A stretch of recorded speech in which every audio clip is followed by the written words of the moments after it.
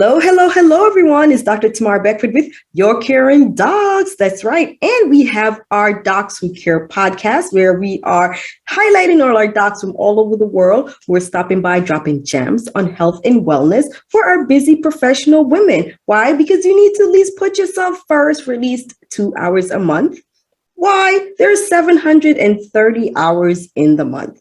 You can dedicate at least 2 to yourself. So today's wonderful podcast is dedicated to all our people who are trying to lose weight. I have this wonderful doc, and she's going to tell you all about her beautiful program that she has and how she's been able to help all of our helpers. Yes, we're going to talk about all of you, all who helping everyone, but putting yourself last. No more, no more, no more. Alrighty, let me bring our doc in our wonderful Your Caring Docs fashion, right? So this lovely doctor is a graduate from Rush Medical College in Chicago. All my Chicago people, hey, Chi-Town. She also did her training there. And like most of my docs, they don't stop with just training in one spot, right? She did internal medicine, and then she proceeded to get training in obesity medicine. So she is obesity medicine certified. She is the physician CEO and owner of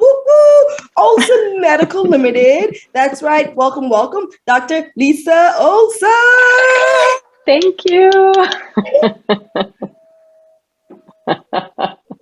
Oh, how are you? I'm doing great. Thanks. Wow. The only one that enthusiastic about me is my mom. I love it. Well, hello, Mom. We're on the same page. So thank you so much. You are doing so much out there within the weight loss community. You're helping the helpers, which I love. But before we dig into how you're doing that, I want to bring it back to the beginning, right? So tell me, what made you go into medicine in the first place? Well, like so many of the people that you bring on your show, it was since I was a little one that I always wanted to be a doctor. So I can't remember a time when I didn't want to be a doctor, except, maybe when I was in preschool or something, but it was always on the radar. I love it. When I got interested in helping people with their weight, that came at me from so many different directions. Mm-hmm. So one is the fact that I struggled with my weight as a younger person, as a teenager and young adult, and through various times. My weight is at a healthy spot these days and has been for a long time, but I have been 40 pounds heavier. And also, like so many women, even when I look back at times when my weight was perfectly fine, I was shaming myself, judging myself, thinking I wasn't good enough. So I know how that feels. Mm-hmm. And then I've also seen firsthand the impact of excess weight on people that I love. Yes. Yes. Absolutely. It's so important, as you're mentioning, you're seeing the progress. And I love the fact that you're saying, even when I was at a phase where my weight was within a healthy range, I was still shaming myself. Isn't that interesting that we still go around with this excess burden, the shame, irrespective of where you are, Mm-hmm. So you're underweight, there's a shame. You're within range, shame. You're overweight, shame. Yes, it's so true. And it's this constant state of, I'm not quite good enough. I'm not quite worthy, not loving ourselves for who we are. And I don't believe personally that these two things are incompatible. To work on loving yourself for where you are today, for who you are, whatever size you're at, while simultaneously working to get healthier.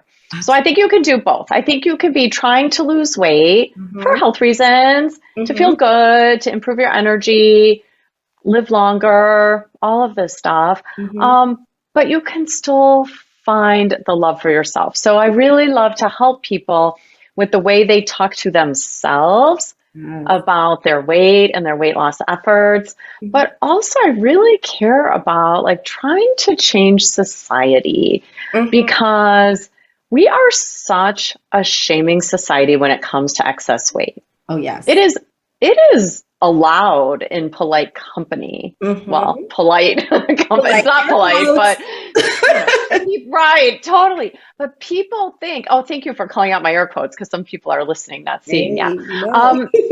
But some, if I bet all of us have been in some social setting where we've heard someone crack a joke or make a comment intended to provoke laughter at someone's weight. Yep. And sometimes people make these comments and make fun of themselves before someone else has a chance to do it, which is really heartbreaking to me. Absolutely. And like I grew up with that. It make me feel bad. I'll just let it out there and break the ice. It's something, but it's at your expense. You know what I mean? Right. 100%. Yeah. My dad, who's worked really hard and gotten so healthy in his older years, my whole life, he made jokes about getting his clothes at a store where they sell camping tents. Oh. Because, like he said, his clothes were the size of a tent. That was very heartbreaking to grow up hearing him say that sort of thing. But at the same time, he would say it and people would laugh. And so it was a conflicting, confusing message. And I am attuned to that. I hear it all the time. And my sister, so it was really my sister's experience in adulthood that made me super interested in helping people lose weight. So she had a fairly serious chronic health condition that for a year or two in her 20s required her to take high dose steroids. So she was on very high doses of prednisone and she gained, I really couldn't tell you how much she gained, but I'm going to guess 100 pounds. Yeah. And it was shocking the way people spoke to her and treated her. Yeah. Shocking. And so fortunately, her health condition improved enough that she could get off steroids and she became a cute, skinny 20-something-year-old again. And so we watched as a family the way everyone was so kind to cute, skinny Christine, and then so judgmental and harsh toward Christine, who was the same person with the same heart of gold. Yes. Terrible to her. Anyone from, a retail person who wouldn't be helpful to her or wouldn't greet her, would be rude, or people who would bump into her and say, get out of my way, to the parents of children she was teaching who would say, what happened to you? You look terrible.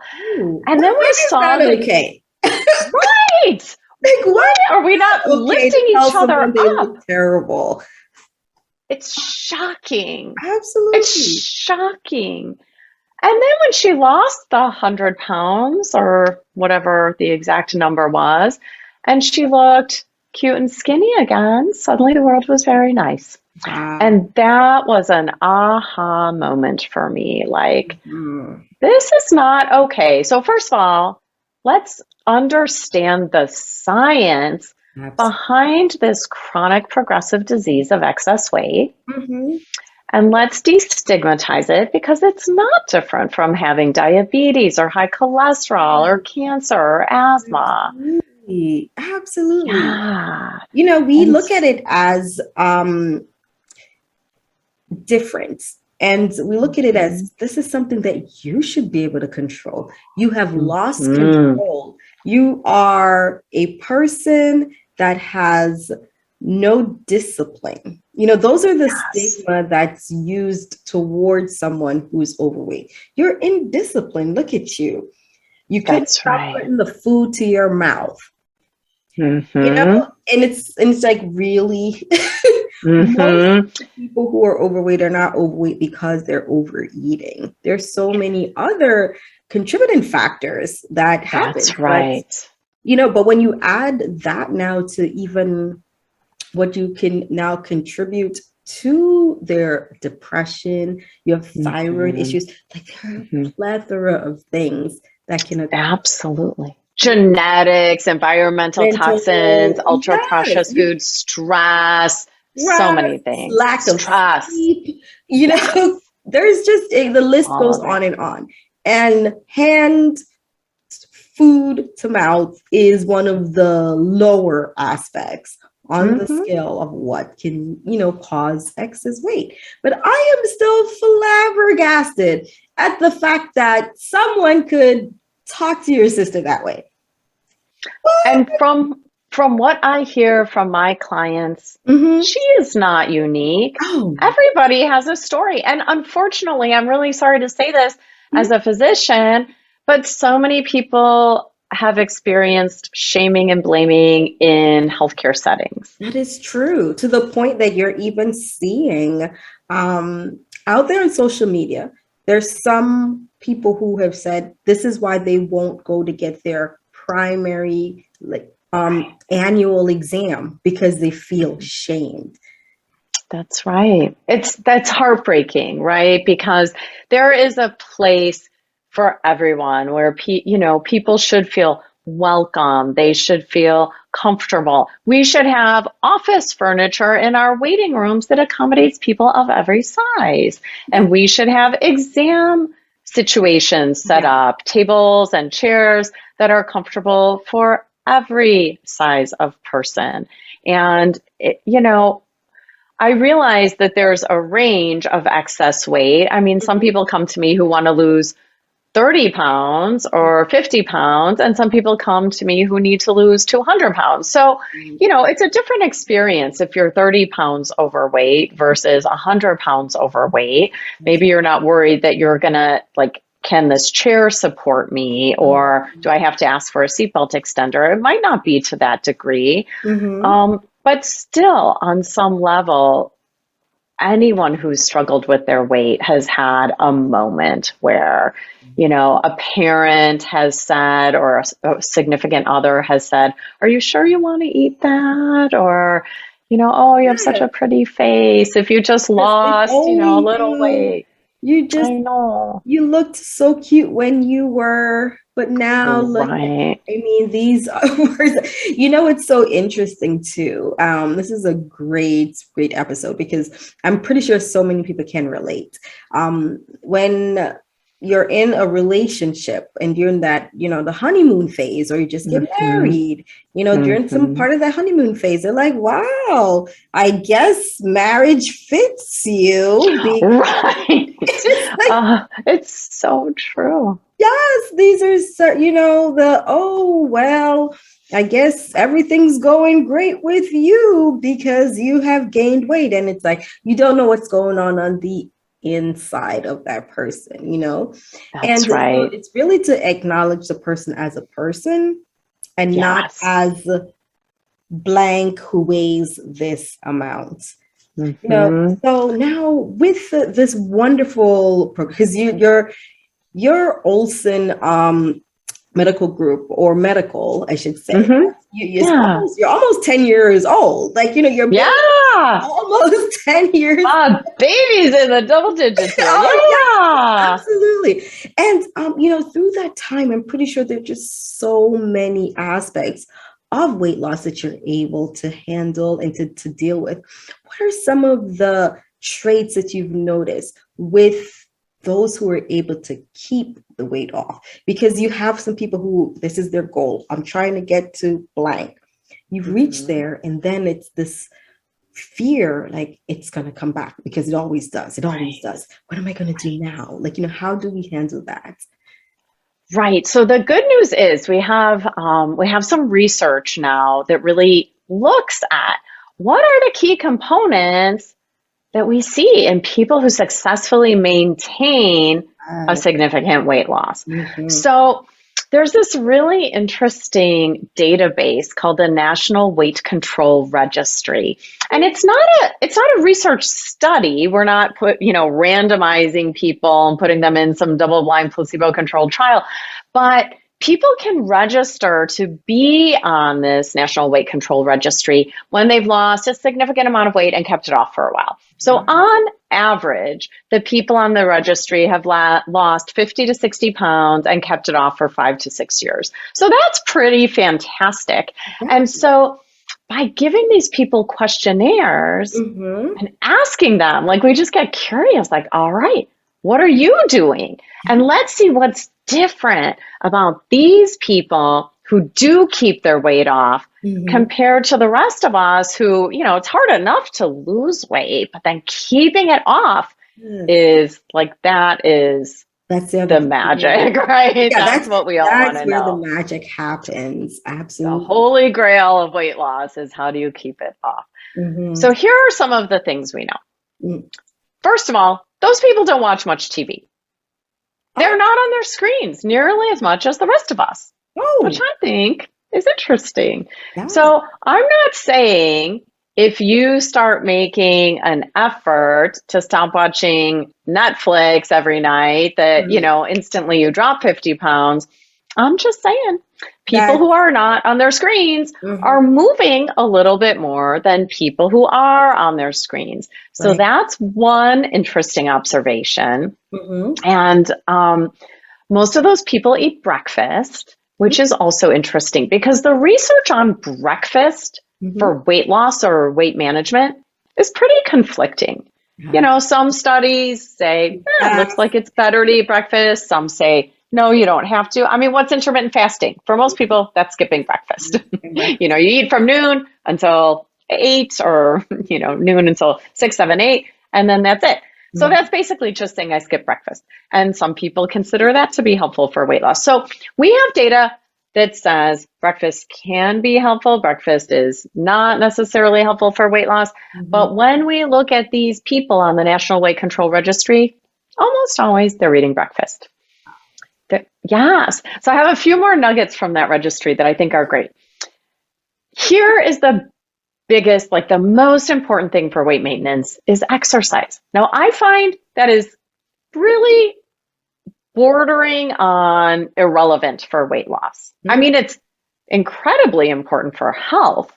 Right. But if you think you're going to exercise as a major weight loss tool, you're probably incorrect in thinking it's going to make a big difference. And that's why so many people burn out. They're like, I worked out every single day in January. I ran that marathon and I've ran 5 marathons and 10 marathons. I'm still, That is really true. I cannot tell you how many people I know, and obviously you do too. And you know, we've all experienced it too.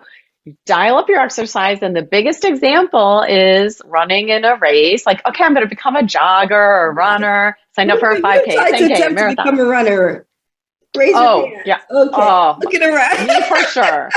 Every spring. Yes. So I'm in Chicago.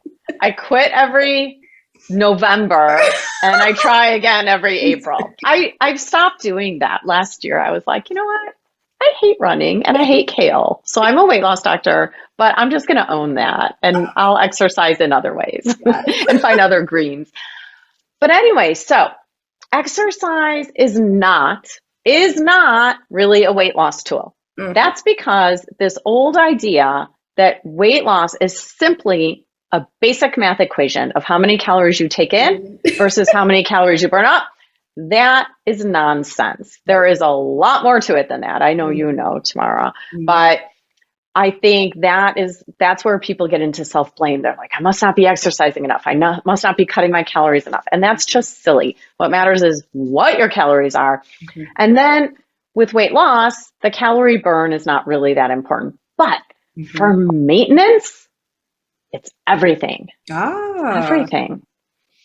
And so let's say, like, you just need to sort of continue eating the healthy way that you did when you lost weight. But when you're in maintenance, people are surprised to know that you probably have to exercise, moderate intensity exercise, like brisk walking, maybe some light resistance training with weights too, 60 to 85 minutes a day.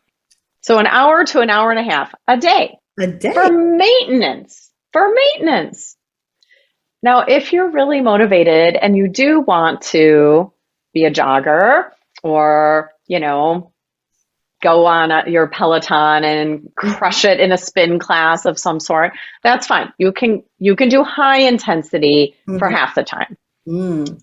But I'm a big fan of brisk walking. I love that. I do that every day, even when it's 2 degrees in Chicago or when it's 100 in July. So I just think it's achievable for most people. And for people who are struggling under a lot of weight that's putting pressure on their knees, their back, their feet, their hips, I just say, you know what?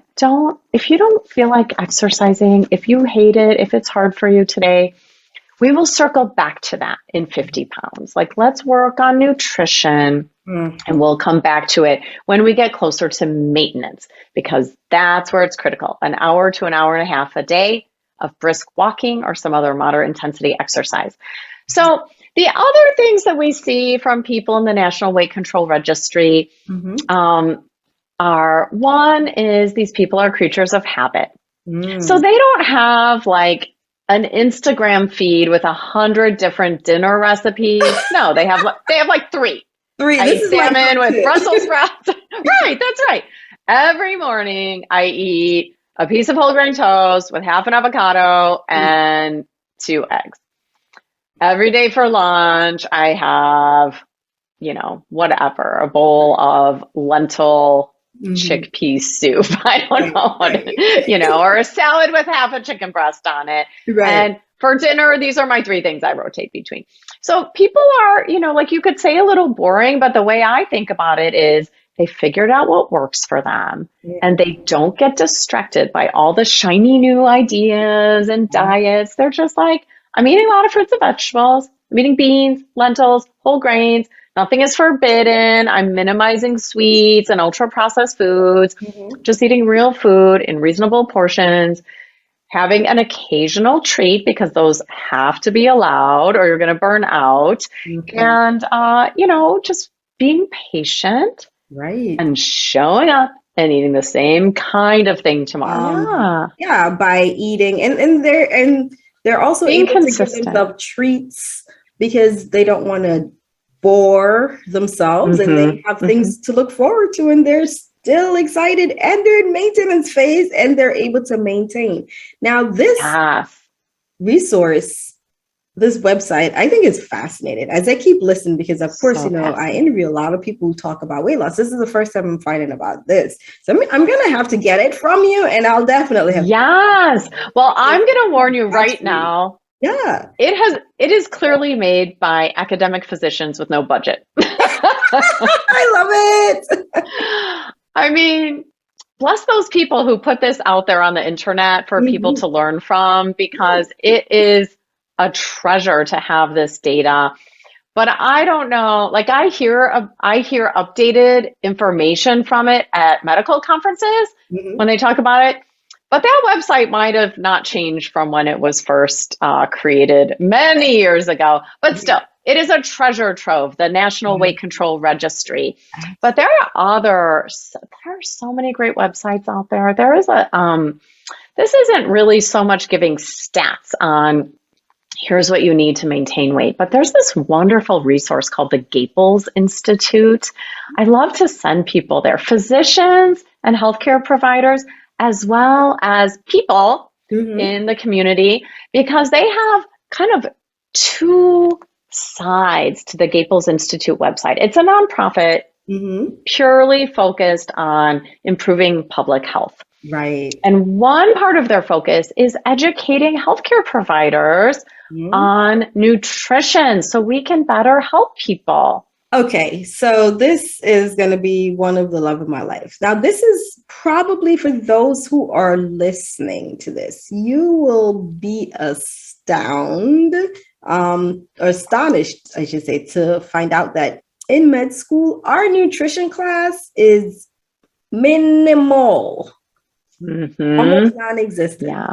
And to really step out there and to be able to handle the amount of information that's going on, the changes that's happening with weight loss nutrition, which is so important. You would think that we would have gotten so much more of that. Right. A lot of this we're having to do on our own. So I love that you have this research 100%. out there.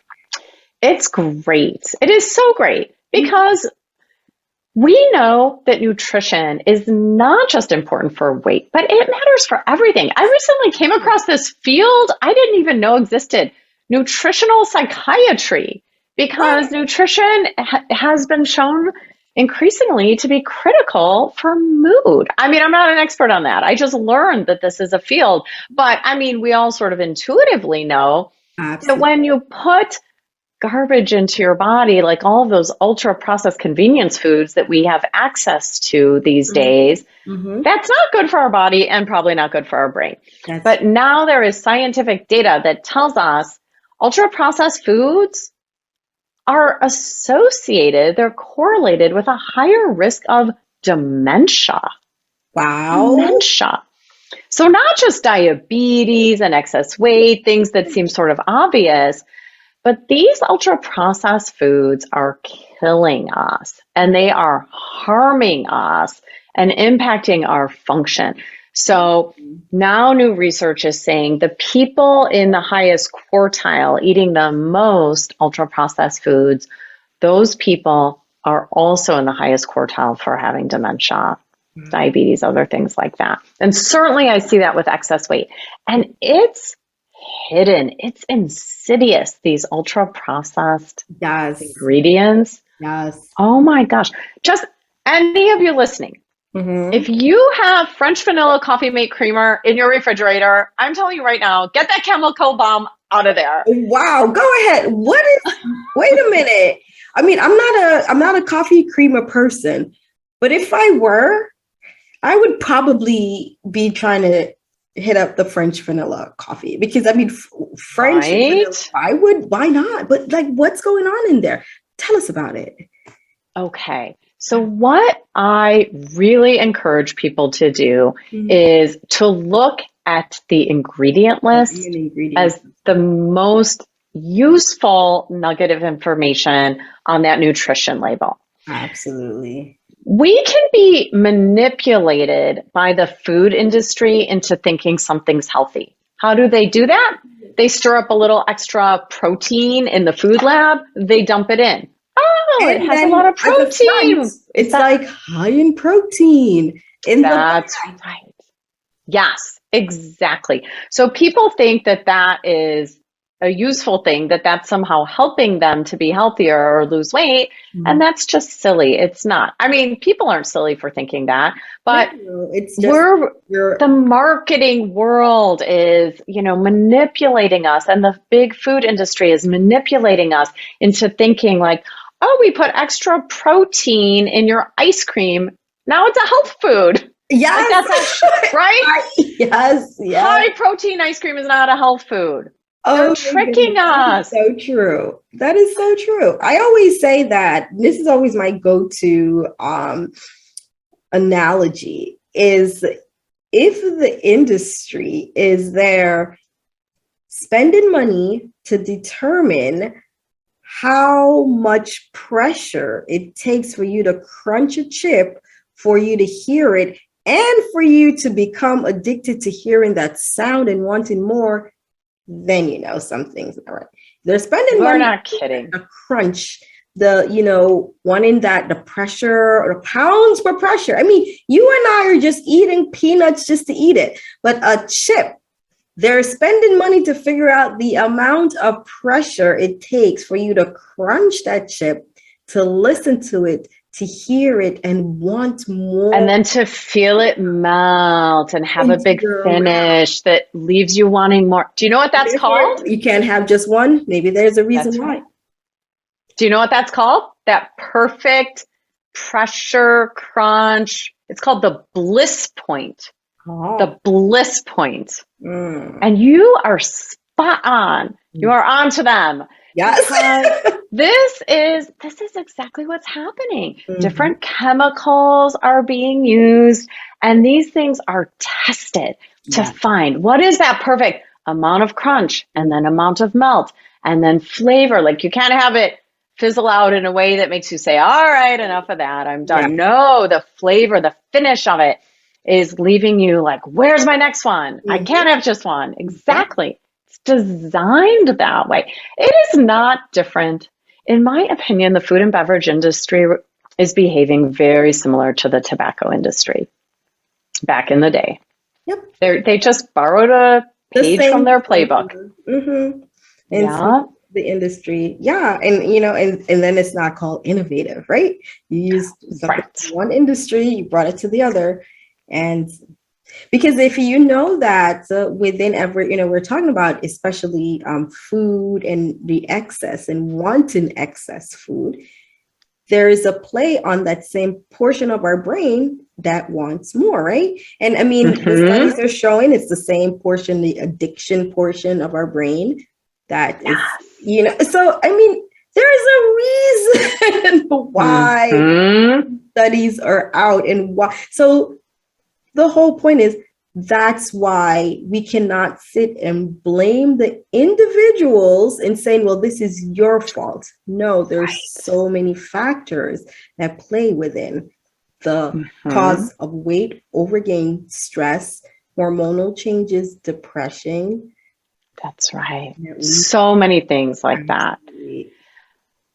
I want to read to you while we were talking. I don't know why French vanilla coffee mate creamer popped in my head, but I want to read you the ingredient list. So you might think it's creamer that you put in your coffee, so there must be cream in it, right? Absolutely. Okay. The cow made the milk, we turned it into cream. Right. So maybe there's milk, maybe there's cream, little of both. Vanilla is a plant, and we just added it to right. It should be 2 ingredients, but go ahead. Okay, you're going to love this. That's right. There should be 2. Maybe there's 3. Maybe it's cream, milk, and a little vanilla. Okay.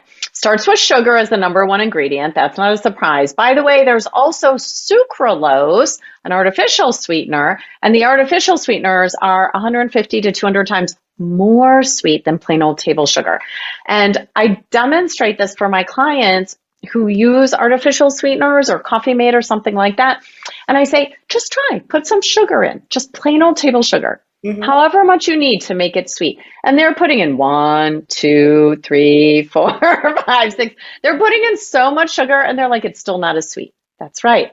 Because sucralose and all the artificial sweeteners, and even the ones that I'm using my air quotes again, are natural sweeteners, they're still hyper sweet, so much more sweet than plain old table sugar. But in this case, sugar is the number 1 ingredient, and then water. Coconut oil, which, you know, is very high in saturated fat and not good for us. It is a total marketing thing that became trendy a few years ago. It's not a health food. So, all right, so that's in there. Sodium caseinate, propylene glycol. I think that's what's in antifreeze, right? Propylene glycol. I just looked it up because I was like, I know that's a chemical used in other things. It's oh my gosh, it's a solvent for food colors and flavors. It's also used in the paint and plastic industry. It's used to create artificial smoke or fog for firefighting training exercises, or in theater productions when you have that artificial fog. The Phantom of the Opera. Yes, that's propylene glycol. That's in your Coffee Mate creamer. It's bananas. And then what else is in it? Polysorbate 60, lactylate, added color, and artificial and natural, air quotes again, natural flavors. So there's no cream, flavors. There's no milk, there's no actual vanilla bean involved in this. The cream was made from the propylene glycol to give it. Yeah, and maybe the coconut oil and sugar and it's so creamer without milk. Well, like they said, the lactulose. It's the lactulose. It's enzyme. It's lactylate. So that's just like a chemical related to So the way I think about it, not to pick on this one item, but what I really like people to do is read those ingredients. Yeah, just have a little milk. And by the way, your almond milk in a box sitting on the store shelf for 6 months, that is also a chemical bomb. And that makes sense, right? You can have something just sitting unrefrigerated in a box for months that's not going to go bad. That's a chemical bomb. And almond milk, even when it's unsweetened. almonds and water, blended, strained. Yes, that's it. You could take a little tiny bit of salt. Sometimes, the more natural ones will have a little salt. That's okay. The same with oat milk. When you look on the refrigerator shelf at the grocery store or the dry goods shelf on the grocery store, and you find almond milk or oat milk or any of these, like fake health milks, read those ingredient labels. Shocking. I've yet to find an oat milk that is not ultra processed. You could make it at home, like you said, just like you can make almond milk at home. But there are a couple of brands of almond milk that truly are just filtered water, almonds, and a little pinch of salt. I don't know. They don't taste that good to me. It just tastes like water. But yeah. So reading ingredients is so critical. Just finding like, I'm just going to swap out this ultra processed ingredient for something that's less processed. Instead of having almond milk in my coffee, I'm just going to, like, for right now, let me just do a splash of cream. If I need it thick and creamy, just read that ingredient label. A lot of cream has stuff in it now. No joke.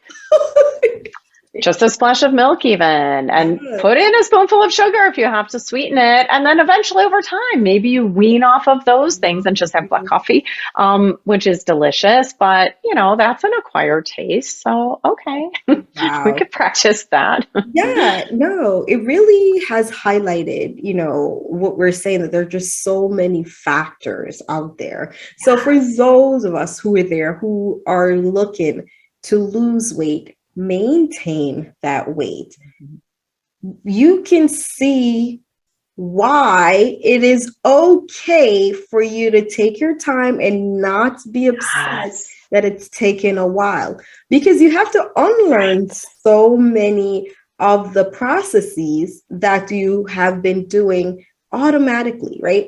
I'm going to go and purchase healthy items. It says so on the front.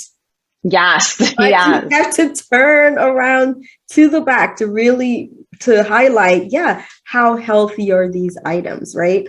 And then even if you want to be able to maintain the weight, to get, I love the registry, and we'll put that information up there. See what are some things that some others who've been able to do this or maintain it, and which one of these processes can you incorporate in your life? Because the whole point is for you to incorporate it so it's part of your natural tendency. You're not following some so that after 2 months, you're like, I'm so sick and tired of this person's way. I'm just going to ditch it. See, I knew it wasn't for me. I knew I couldn't do this. I knew that's how it is. It's not for me. And then you give up. That's not the whole point, right? 100%.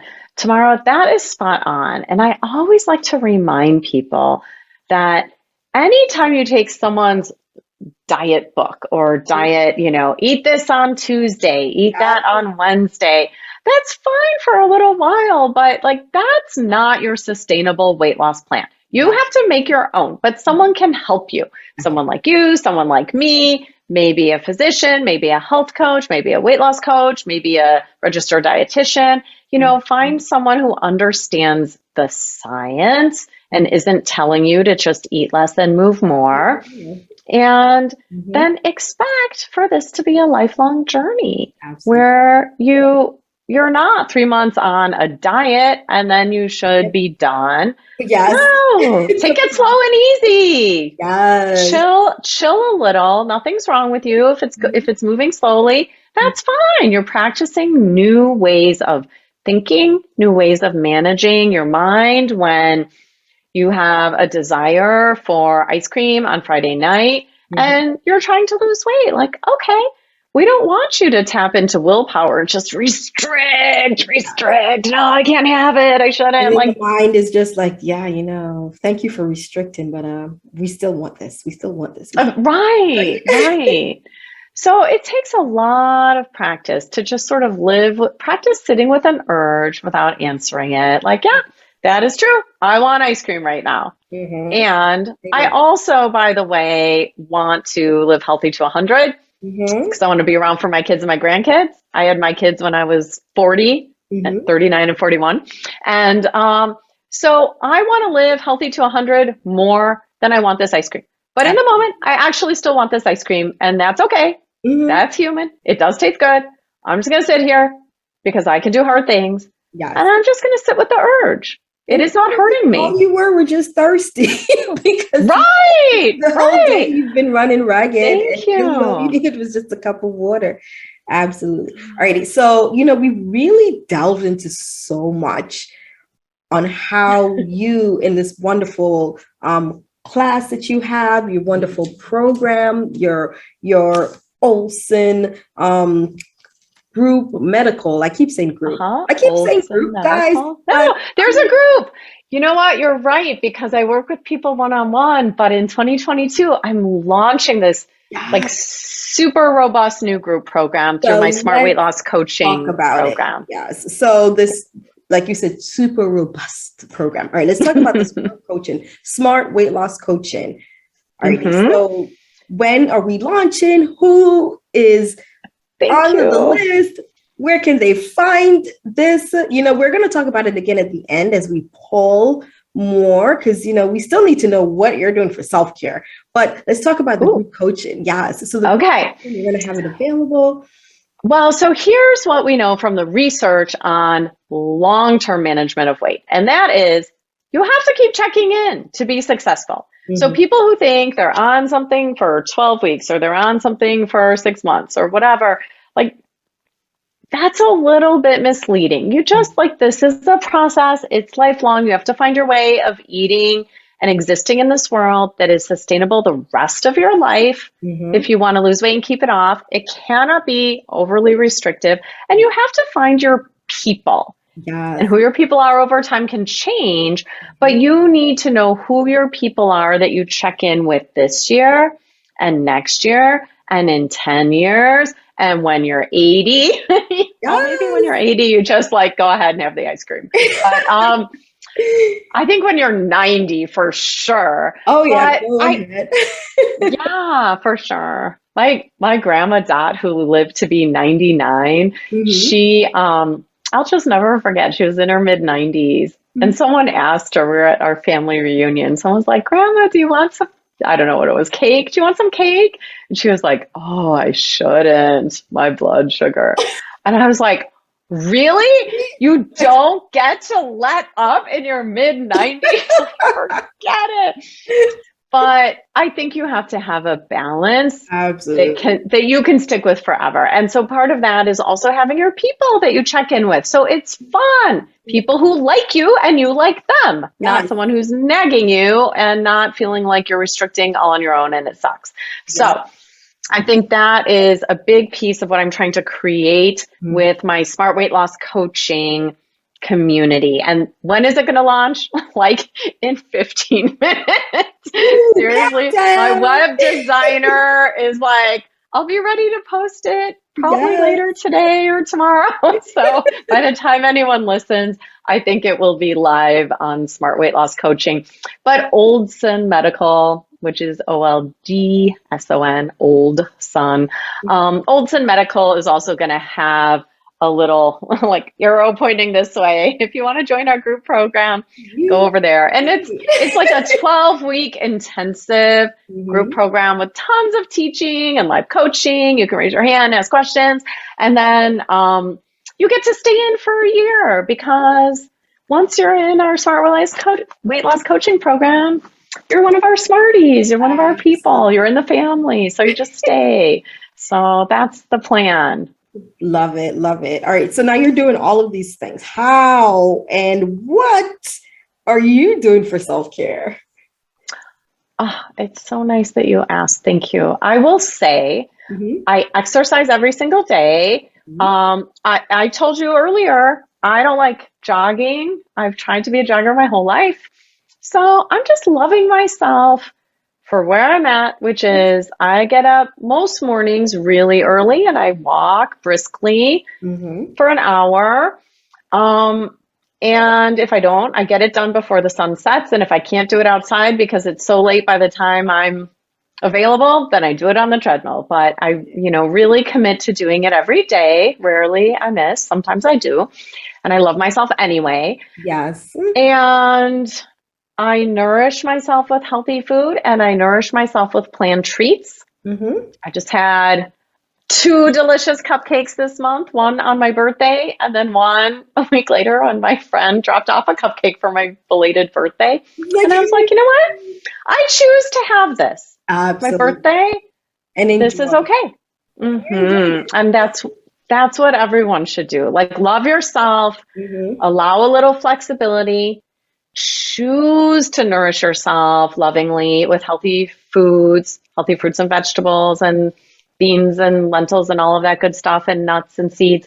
But then treats for sure every once in a while in moderation. Those are important.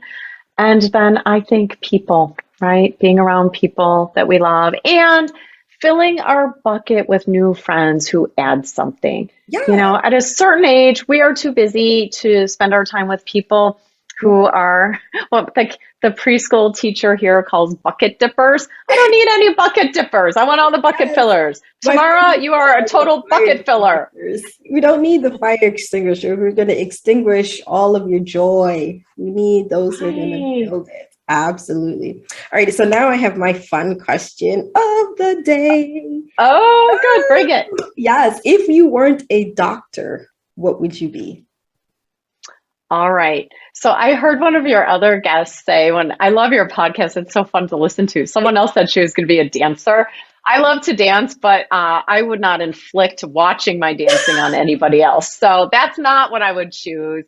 For sure, I would be a teacher. And so in my job, you know, my third teacher. Oh, really? That's so interesting. You know, as healthcare providers, if we're doing our job right, we are teaching every day. That's the Latin word for teacher, right? Doctor. Oh, yeah, you're right. Absolutely. Yes. So I just feel like it's such an honor and a pleasure to teach people some of the science that I've been lucky enough to learn and make it, you know, put it in terms that make sense and teach it to people. And then hopefully have them share it with their families and teach people that they know. And that's what I see, this wonderful ripple effect that people get healthy and then their mom loses 40 pounds and their spouse gets healthy and everyone's exercising, everyone's eating fruit. And so I think I would be a teacher and enjoying themselves. Enjoying themselves. Absolutely. Wow. This is wonderful.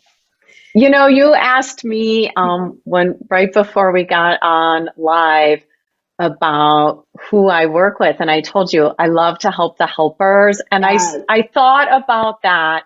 Like I sort of came to define that for myself after working with so many teachers, but it's also the social workers, the nurses, the physicians, the moms of special needs kids, the volunteers at school, like women who are busy helping others. What an honor to help those women for once. Who's helping them? Like I love to help those women and the teachers especially. So absolutely. Yeah. And you know, I love the fact that we were talking, as we mentioned before we came on, we're like, we both are doing the thing. We love helping the helpers. We love being able to tell our women, like, yes, it's okay to put yourself first. We love you. You love you too. And we understand why you feel the need to put yourself last. But we want you to understand how important it is for you to put yourself first so that you can handle everything else that you have in your life, because you will be healthy and therefore you're able to help all those, the parents, the moms, the cousins, the kids. You're able to take them on their doctor's appointment. Why? Because you yourself are healthy and you can do it. Absolutely. It's such a cliche, but that putting on your own oxygen mask first, we all hear that. It's so true. It is true. Absolutely. Alrighty. Well, I know people are listening to this and they're like, okay, I need to find her. I want her to take care of me. I want to be part of her program. So let them know where they can find you. Thanks for asking. So my website for my medical practice is oldsonmedical.com. So it's OLDSON, oldsonmedical.com. And then, as we joked about, in like a minute, my coaching website will be launched and this Five, really robust year-long group program will be available. And that's one. it's smartweightlosscoaching.com. And if you go there in 30 seconds and it's not back, just come back tomorrow. It'll be ready like any second. So I'm really excited about it. But you can just probably look for me online, Lisa Oldson. So thank you. Yeah. So as we said, you can find this wonderful, wonderful group coaching program at smartweightlosscoaching.com in 5, 4, 3. It is available for all of you, all the helpers. So helping the helpers. And that's what Dr. Oldson, she is dedicating her life to doing, to helping those who help others, helping those who find a hard time taking care of themselves, but want to. So she's there to help you through her program, the smartweightlosscoaching.com. You can find it on her website, right? And for those of you who are also out there, like we said, Dr. Oldson and I have the same philosophy. So mine is our Your Caring Society, where we are helping our busy professional women put their health and wellness first. So you can find mine at the yourcaringdocs.com/society, and you can find Dr. Oldson at the smartweightlosscoaching.com, because we are here making sure that all of our women helpers are healthy. Yes, we're here for you. Yay! Thank you. So thank you guys for hanging out with us. We absolutely had a blast. We hope you did too. And we will be able to find this wonderful, wonderful episode on our Docs Who Care page. Now, talk about something that's going to be launching in 5, 4, 3, 2, 1. That's our Your Caring Docs /docs-who-care.com. It's our page that's out there. We're going to have Dr. Oldson on there in her wonderful program. All this wonderful podcast, you just hit the listen button and you'll be able to get right there. Don't forget to leave us a 5-star review, because this was just too great not to. All right. So thank you all for listening, and we will check you guys out next time. Bye-bye. Yay.